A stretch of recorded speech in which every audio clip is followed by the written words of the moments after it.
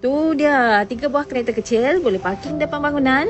Lagi 2 buah kereta boleh parking di belakang bangunan atau di waktu awal pagi dan juga selepas waktu bekerja, semestinya ada banyak space parking di sini. Agak-agak bisnes apa? Pejabat apa nak buka di sini? Jom-jom masuk tengok. Wow, see-through wall di depan. Siap lantai berkilat, dinding lawa, ceiling elok. Fully renovated guys. Ada banyak bilik-bilik, siap bahagian pantry, laundry and restroom. Termasuklah tangga ini ke unit mezzanine.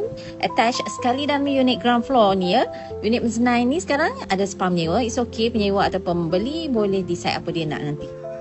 Okey, menaiki tangga dari depan bangunan ini ke tingkat 2 dan 3.